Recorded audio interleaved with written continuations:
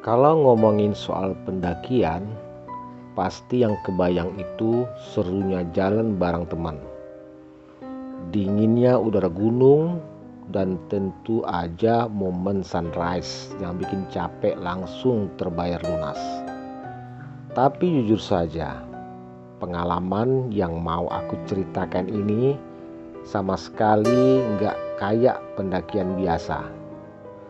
Malam itu di Gunung Suroloyo, aku dan teman-teman ngalamin sesuatu yang sampai sekarang masih bikin merinding tiap kali diingat.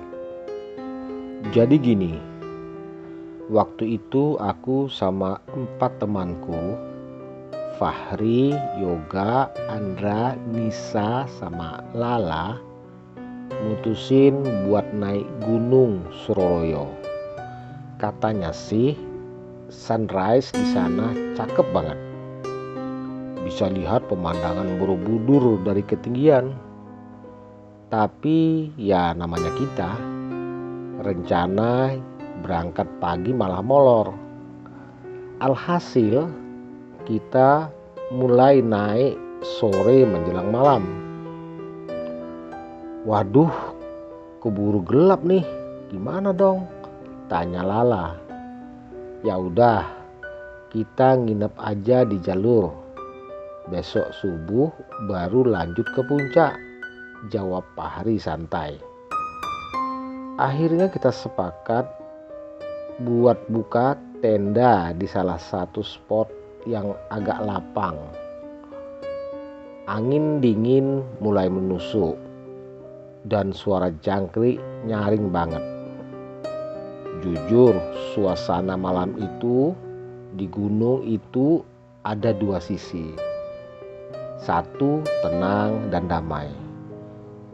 2 bikin bulu kuduk berdiri. Biar hangat, Fahri dan Yoga sama Andra cari kayu bakar. Aku, Nisa, dan Lala sibuk nyiapin tenda. Mereka jalan ke arah hutan, bawa senter kecil. Awalnya sih biasa aja, tapi semakin lama kok mereka nggak balik-balik juga. Aku udah mulai was-was. Tapi mikirnya, mungkin lagi asik nyari kayu. Ternyata di hutan itu mereka ketemu sesuatu yang aneh.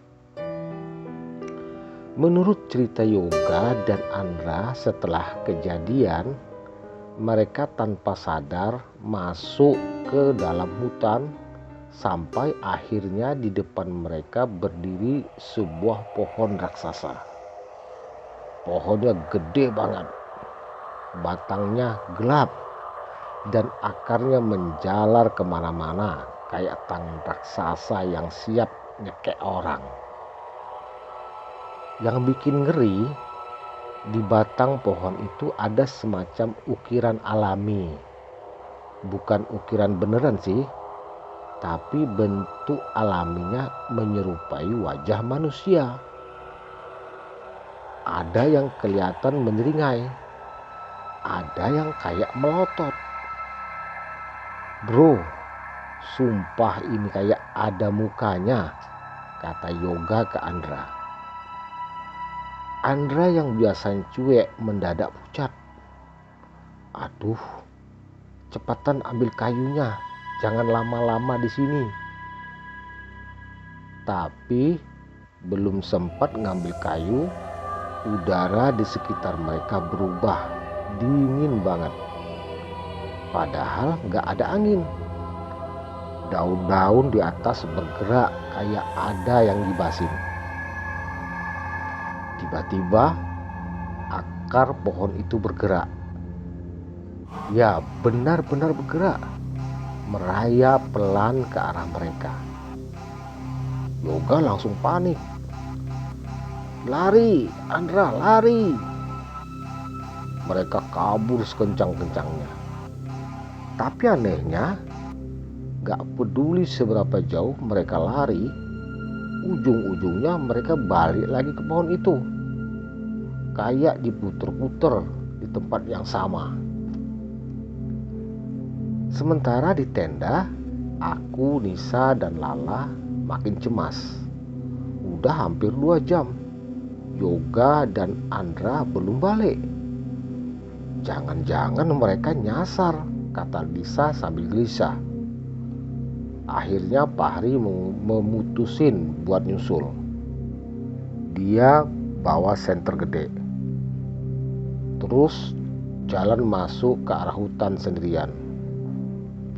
Aku pengen ikut, tapi dia bilang lebih baik aku jagain cewek-cewek di tenda. Fahri cerita, pas dia jalan makin ke dalam ke hutan, dia mulai dengar suara bisikan. Suaranya aneh banget. Banyak orang berbisik tepat di telinganya. Padahal gak ada siapa-siapa. Sudah terlambat. Mereka sudah jadi bagian diriku. Suara itu bikin bulu kuduknya langsung berdiri. Fahri makin cepat jalannya. Sampai akhirnya dia nemuin sesuatu yang bikin dia hampir jatuh saking kagetnya. Di depan pohon raksasa itu, Yoga dan Andra berdiri kaku. Mata mereka kosong. Bibir mereka komat kamit kayak lagi baca mantra. Akar-akar pohon udah kelilit kaki mereka. Fahri langsung teriak, "Yoga, Andra, bangun woi!" Tapi mereka gak bereaksi sama sekali. Pohon itu tiba-tiba bergetar. Dari batangnya yang retak-retak muncul bayangan wajah dengan mata hitam pekat. Wajah itu menatap Fahri dengan tatapan penuh kebencian. Tubuh Fahri langsung kaku, kayak gak bisa bergerak. Dia cuma bisa berdiri terpaku. Suara tawa pelan terdengar. Makin lama makin jelas. Hahaha, sekarang giliranmu. Fahri udah pasrah. Tapi tiba-tiba dari kejauhan muncul suara teriakan. Nah, itu aku sama Nisa dan Lala.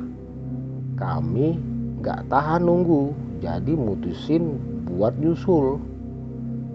Cahaya senter kami nyorot langsung ke pohon itu. Seketika suara tawa itu berhenti. Akar-akar yang melilit kaki Yoga dan Andra longgar. Dan mereka berdua terjatuh terkapar. Kami panik. Gak mikirin apa-apa lagi. Fahri bantu angkat tubuh Yoga. Aku sama Lala bantu Andra yang gemeteran. Kami lari secepat mungkin ke arah tenda. Gak peduli sama barang-barang yang ketinggalan. Pas hampir sampai jalur utama, suara berat itu terdengar lagi ke arah belakang. Kalian boleh pergi, tapi aku akan selalu mengawasi. Hahaha.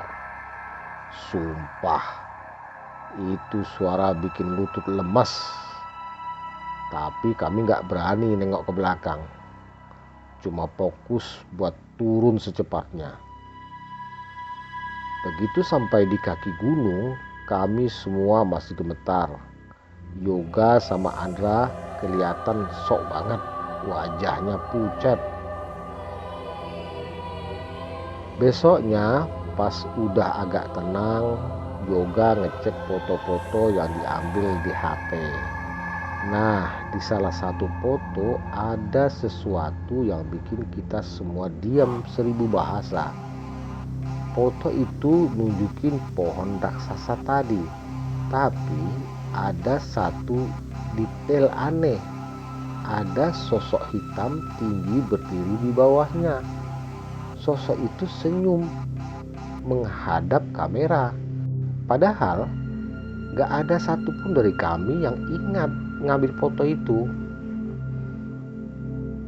Setelah kejadian itu, kami cerita ke salah satu warga di desa dekat kaki gunung.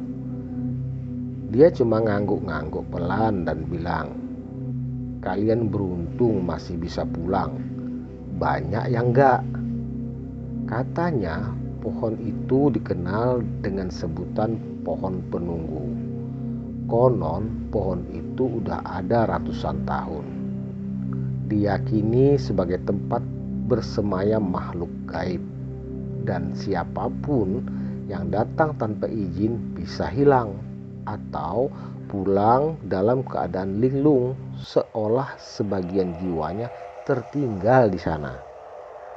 Sejak malam itu kami berlima sepakat, jangan pernah lagi coba-coba naik ke Gunung Suroloyo kalau niatnya cuma main-main. Sampai sekarang tiap kali aku cerita tentang kejadian itu, rasanya masih kayak nyata. Suara tawa pelan, bisikan di telinga, dan sosok hitam di foto itu masih kebayang jelas. Mungkin ada yang bilang itu cuma halusinasi atau sugesti karena kelelahan. Tapi buatku dan buat teman-temanku yang alami langsung, kejadian di pohon penunggu Gunung Suroloyo itu benar-benar nyata. Jadi kalau suatu hari kalian kepikiran buat naik ke sana, ingat satu hal. Ada tempat-tempat di gunung yang bukan buat main-main. Dan kadang ada sesuatu yang memang lebih baik dibiarkan tetap jadi misteri. Itulah pengalaman mendaki yang berubah jadi teror. Aku gak akan pernah lupa malam itu. Dan jujur saja sampai sekarang tiap dengar kata Suroloyo, bulu kudukku masih berdiri.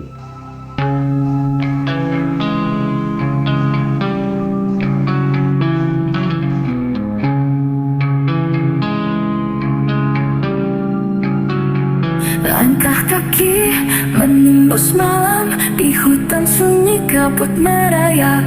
Pohon tua berdiri diam, akar menjala seakan bernyawa.